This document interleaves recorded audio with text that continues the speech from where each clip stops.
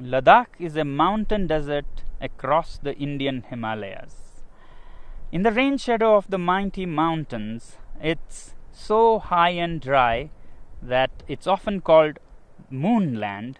It looks more like a moonscape or a Marsscape. Well, this one is a picture of the Mars. Often called Little Tibet, this region remains landlocked, cut off from the rest of the world for half the year. Temperatures range from -30 to +30. Hi, I'm Sonam Wangchuk, a simple indigenous tribal from this remote Ladakh. I was born in an even remoter tiny village of 5 households. But that was a long time ago. Today, my village has grown 100% to become a village of 10 households. Perhaps still a little bit smaller than your city.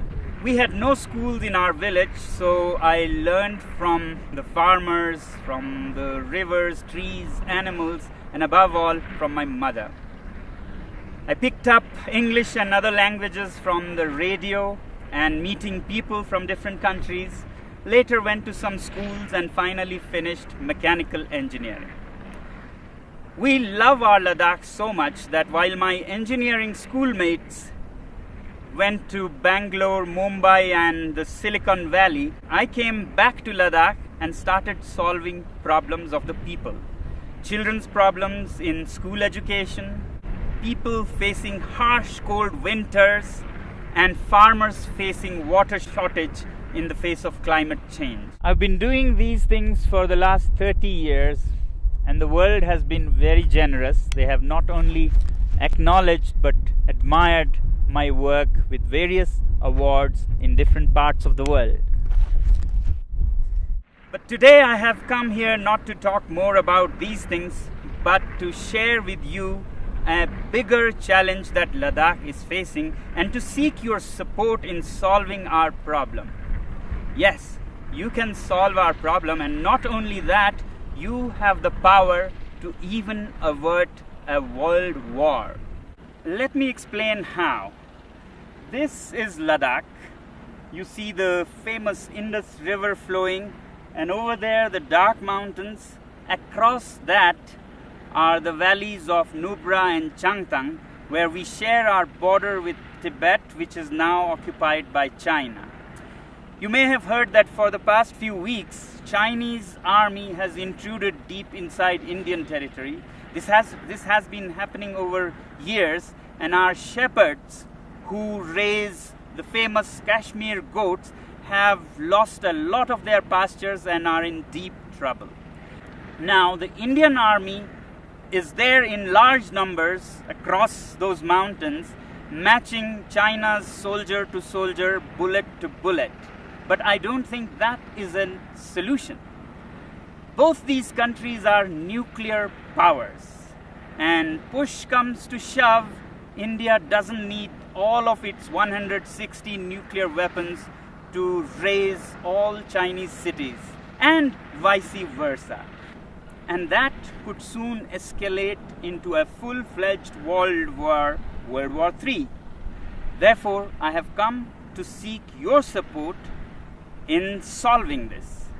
You, my friends, have the wallet power, which in this case can even diffuse a bullet war between different countries. Let me explain how. To understand your power, let's first understand what China is doing and why and when. Although China claims that Indian soldiers intruded into its territory, it could not be a coincidence that at the same time, in the months of April and May, Vietnamese decide to bother China. Taiwan and the US Navy also decide to bother China. And the timing is important. This is the time when the whole world is dealing with the pandemic. Who would even think of border disputes? But one country has serious reasons to do that, and that is China. China, being a totalitarian regime, fears not so much the bullet power of India or the US. What it fears most is its own people. the 1.4 billion people that work like bonded laborers without many rights and enrich this regime, when they are angry, there's a situation for an uprising, a revolt. And today, after the COVID pandemic, people in China are furious with their government for how they handled the pandemic. Chinese businesses are shut, factories are shut, unemployment reaches 20%. And it's time for an uprising. And that's when China picks up fights with several of its neighbors to divert the attention of angry citizens from the economy to nationalism. And this is not the first time China is doing this. From 1958 to 62, during the worst great Chinese famine, when people in China were very, very upset, Mao decided to invade India. And now Xi is doing the same thing again. Well, this is the simple analysis of my simple tribal mind.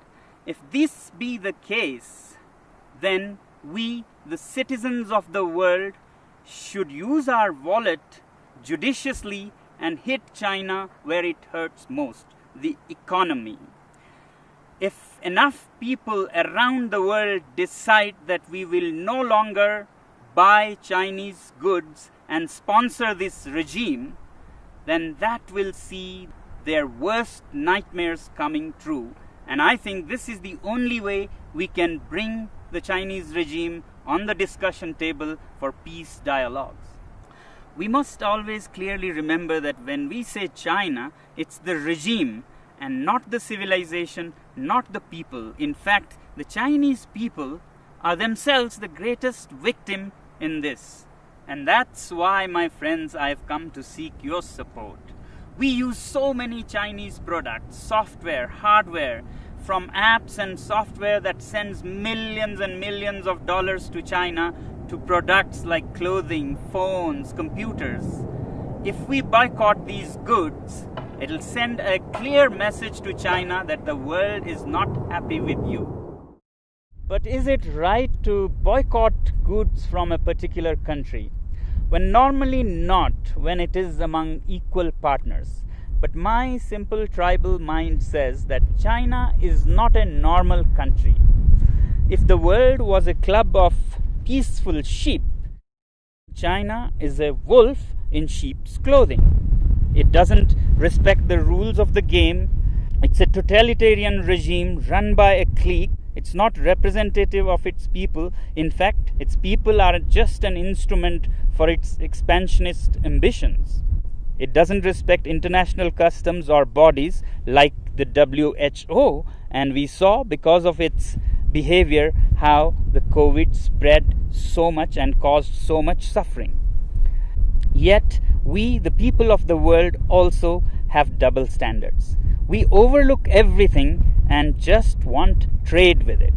In 1947, China gobbled up Inner Mongolia. We were silent. We wanted trade. Later, Tibet, with its 6 million Tibetan Buddhists, were annexed. We were silent. We wanted trade. And then Xinjiang, with its 10 million Uyghur Muslims, were gobbled up. We were silent. We wanted trade. In fact, 60% of today's China is occupied territory. But we overlook that because we want trade. But the biggest victims of this regime are the 1.4 billion Chinese. They work like bonded laborers, have hardly any rights, and if they raise their voice, they disappear. China has already blocked and banned Twitter, Google, Facebook, and keeps its people from all the information of the free world. And now with the Belt and Roads Initiative, China is laying a debt trap around the world. Already, countries like Sri Lanka have lost their land as they couldn't pay the debts. Pakistan is soon becoming a colony of this kind. In Africa, Djibouti has already lost its land for China. Countries like Tonga have debts that amount to 44% of its GDP. After Asia and Africa, they're soon arriving in Europe, where assets are being built all over Central Asia and Europe with loans from Chinese companies and contracts given to Chinese companies with very high rates, and when you can't repay the loans, you lose your land. To my simple tribal mind, these belts and roads are the veins to suck the blood of the world, to send finished Chinese goods and to suck resources and money from around the world. But we overlook all these facts because we are addicted to cheap Chinese goods. We must also find out, why are these goods cheap in the first place? Can we ethically make cheap goods like this? Well, they are cheap because the labor is low paid, labor laws are hardly there, and natural resources are plundered like there is no tomorrow. State subsidizes utilities to artificially lower their prices, and they manipulate currencies in their favor. So it's time that we, citizens of the world, take our wallets into our hands and say we have personal economic sanctions on this regime. And yet in the free world, we have the double standards to say that if our own country has environmental and human rights restrictions, we move our factories to China. Well, aren't Chinese people human beings with human rights? Isn't nature in China a part of this planet? Now, some people would ask, is it practical? How can we manage without Chinese goods? And what are the alternatives? Well, if we are determined and give enough time to businesses and industry, things will adapt themselves. So that's why I say boycott made in China, software in a week, hardware in a year.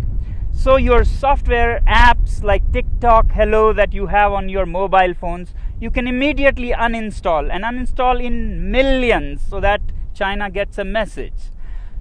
As for hardware like phones, computers, clothing, we take a year and slowly choose products sourced out of the free world.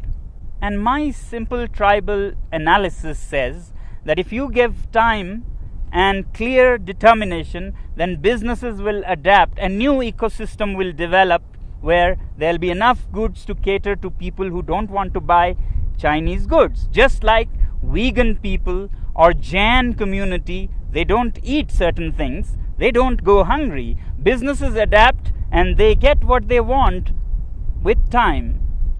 As for replacements and alternatives to Chinese goods, I really don't think that we need an alternative for everything. We have been buried under cheap Chinese goods. We have made our houses into museums cluttered with cheap things that we don't even need. Why do we need 10 pairs of shoes? Why can't we do with 3 pairs of shoes made very nicely by local craftsmen? Why do we let these goods pollute our rivers, lakes?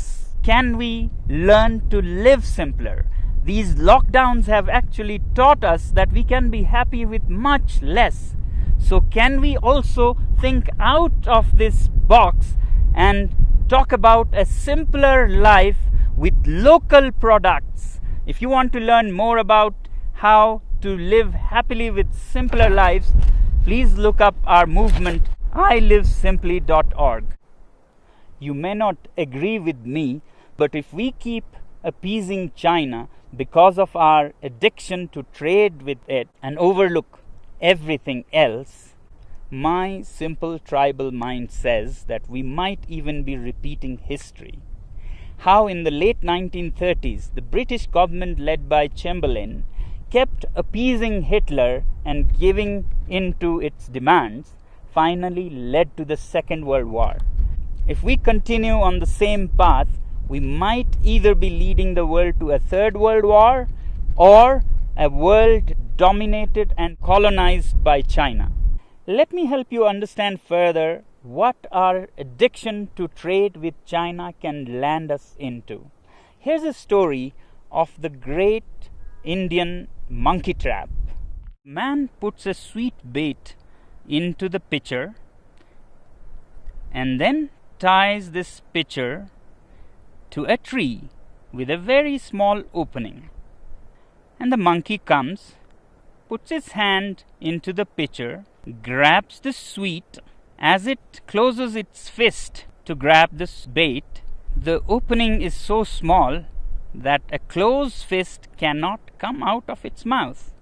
But the monkey does not understand that all it has to do is let go of its little booty to free itself from slavery. It struggles and struggles to get its hand out, but doesn't open its fist and let go of the bait. Continues for all night, and in the morning, the shrewd hunters come and catch it, all because of its attachment to its booty.